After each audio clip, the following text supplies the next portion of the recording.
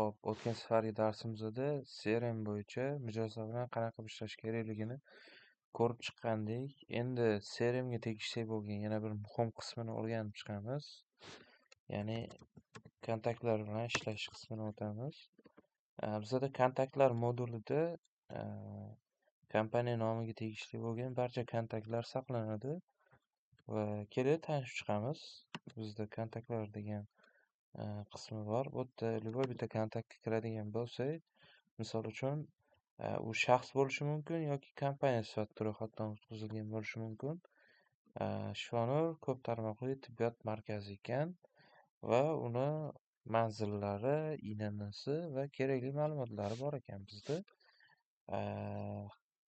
Xo'p, faks jo'natish uchun raqamlar yoziladi bu qismiga va yuqorida e'tibor beramiz.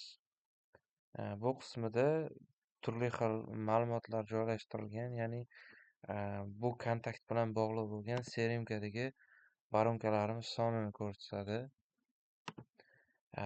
Sotishlar degan qismida bu kompaniya bilan bo'lgan sotuvlarimizni ko'rsak bo'ladi. Hisob faktura qilish jarayonida ekan hozir bu sotuvimiz. Hisob fakturalari o'zini ko'rsak bo'ladi, ya'ni u kompaniya bilan qilingan. Bundan tashqari uchrashuvlar, qandaydir boshqa vazifa, xaridlar, hujjat, partiya, seriya va aksiyadorlar va boshqa shu kompaniya bilan tegishli bo'lgan ODUda olib boriladigan hamma ma'lumotlarni uni kartasidan ko'rib borishimiz mumkin bo'ladi.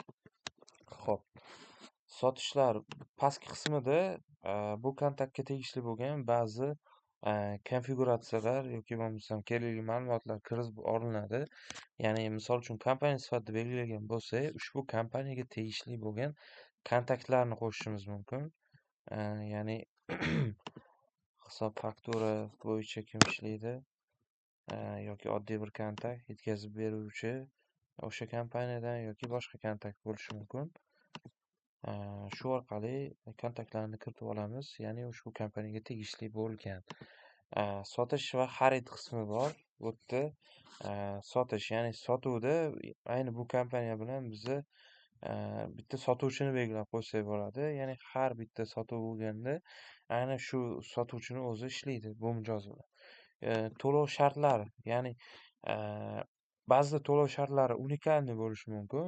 Ba'zi bir mijozdagi bu mijoz uchun oldindan to'lov shartlarini belgilab qo'yishimiz mumkin bo'ladi. To'lov usuli, misol uchun bu odam faqat bank orqali o'tkazsa, bank orqali to'lovni belgilab qo'yamiz. Ya'ni nima demoqchiman, bu yerdagi ma'lumotlarni barchasini biza maksimalni to'ldirib chiqadigan bo'lsak, savdo jarayonida yoki sotuv va boshqa ishlash jarayonida ma'lumotlarni tezda olib kelib beradi va bizni vaqtimizni tejashga yordam beradi. Buxgalteriya qismida bu qismda bu mijoz bilan bo'ladigan savdo, almashinuvlar va boshqa harakatlarni bu yerda jurnallari tanlanadi. Ya'ni qaysi jurnaldan ketadi yo qaysi jurnaldan kirim bo'ladi va shunga o'xshash accounting sozlamalari sozlanadi. Xo'p, hamkorlik sifatida belgilashimiz mumkin bu kompaniyani, ya'ni fully operational, ramp up, first contact va boshqa. Xo'p, eslatmalar belgilab qo'yishimiz mumkin bu kompaniyaga tegishli bo'lgan ogohlantirishlar, mana xarid buyurtmalari yoki bo'lmasam hisob fakturalar uchun ogohlantirishlarni belgilasak bo'ladi. Xo'p, va boshqa kompaniya ma'lumotlari bu yerdan kiritiladi. Kontaktlar qismi shundan iborat edi va bizda turli xil viewlar bo'ladi. Bizda bu list view hisoblanadi kontaktlarda.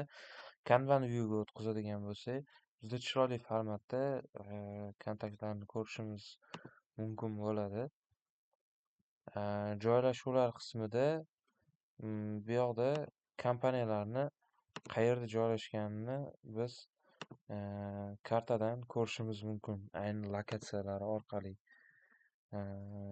Shunday. Va kontaktlar darsi shundan iborat edi. Rahmat.